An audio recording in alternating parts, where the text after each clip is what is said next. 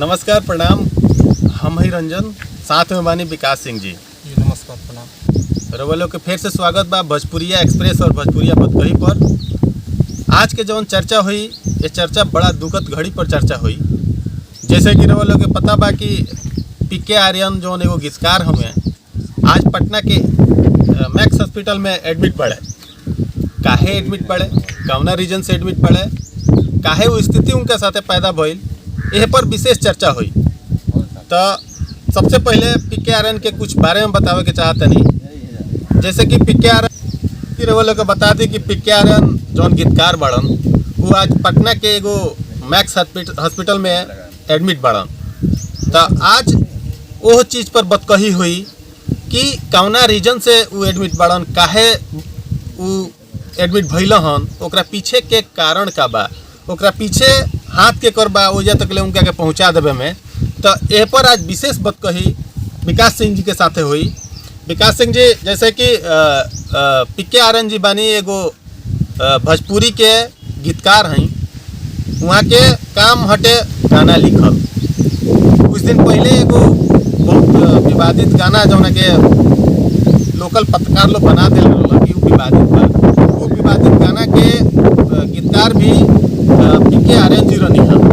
तो पीके आर्यन जी के जो विवादित गाना रहा ओकर बोल हम थोड़ा छोटा सा बतावे के चाहते हैं कि देवरा ढोड़ी चटना बा जौन गाना रहा एकर गीतकार रही हैं। गीतकार वहाँ के रही हैं। बढ़िया के बात बा, बहुत सारा गीतकार अपने बिहार में भोजपुरी जगत में भरल बालो जे एक से एक गाना लिखता। लेकिन यहाँ के छोटा पत्रकार लोग के जो हमारे यहाँ लोकल पत्रकार लोग बा वो लोग के नज़र में यहाँ के बहुत बड़का पाप कर दिल रही हैं। बहुत बड़का यहाँ के एगो मतलब गलत काम कर दिल रही हैं कि सारा लोग पहुँच के वहाँ के लगे अपन माइक मुँह तर सटा के वहाँ के इतना ना प्रताड़ित कैल हो, इतना ना वहाँ के नीचा दिखावे के कोशिश कैल हो समाज में कि वहाँ से ये चीज़ बर्दाश्त ना भइल हो। और बर्दाश्त ना भइला का नतीजा भइल हो कि वहाँ के तबीयत खराब भइल हो। वो हार्ट अटैक के सिम्टम रोल कि कारलक है, डॉक्टर से संपर्क कैला के बाद ही पता चली। लेकिन इतना ना वहाँ के प्रताड़ित कैल गई हो, वहाँ के आज हॉस्पिटल में एडमिट बनी। तो रउआ एक विषय पर का कहें कि यहाँ के पत्रकार लोग जौन वहाँ के साथे बिहेव बर्ताव कैले बाटे कहाँ तक ले सही बा? जी कहीं तक सही नहीं है। सबसे बड़ा चीज़ बा कि एक गीतकार पर ऐसा दुर्व्यवहार कैल चलो पत्रकार लोग जौन के नतीजा भइल कि जहर खैले है और जिंदगी और मौत से जूझ रहा बड़ा। ऐसे तो बहुत सारा कलाकार लोग, बहुत सारा गीतकार लोग गलत गावता, गलत लिखता लोग, लेकिन केहू पैसा से नहीं है।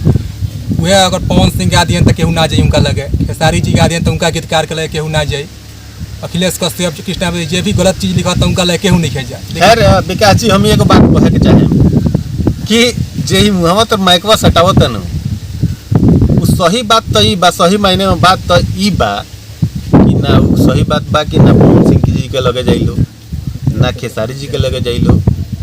अगर सही में पत्रकारिता रउआ करतानी, अगर रउआ लगे पत्रकारिता करे के तौर तरीका सही बा, सही ढंग से करतानी तो जाई, आज जाई। बड़ा बढ़िया मौका बाटे रउआ खातिर, बड़ा बढ़िया समय बाटे रउआ खातिर कि रउआ जाई आ जाके खेसारी लाल यादव जी से जाके पूछी कि देवरा प्रसादी चटना बा ये अश्लील नहीं खे, एकरा के समाज एक्सेप्ट कर ली, एकरा के स्वीकार करी का।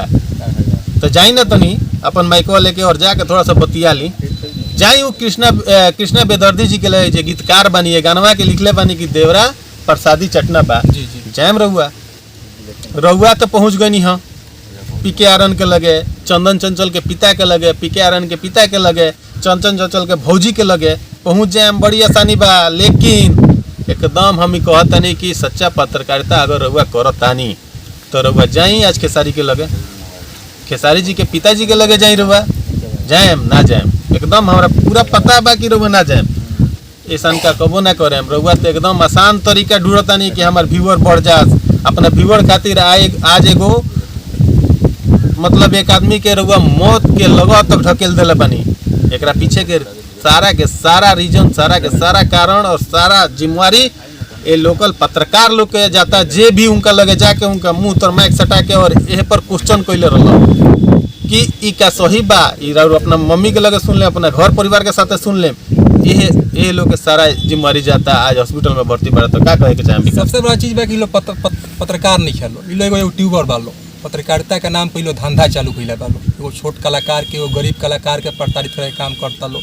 आज काहे नहीं खेलो जात खेसारी जी जौन गाना गौले बड़े, जाए कि चाहिए उनका पिताजी के लगे कि भाई तार लड़का का ऐसा गाना गौले बड़े, कृष्णा बेदर्दी जी के लगे जाए कि चाहिए, अखिलेश कश्यप जी लगे जाए कि चाहिए जौन ऐसा गाना लिखत रहे, चाहे जे भी लिखत, चाहे पवन सिंह के राइटर भले, चाहे रितेश पांडे के राइटर भले, लोग ना जाइलो ऐसे कि जइला पर थप्पड़ भेटा लोग के।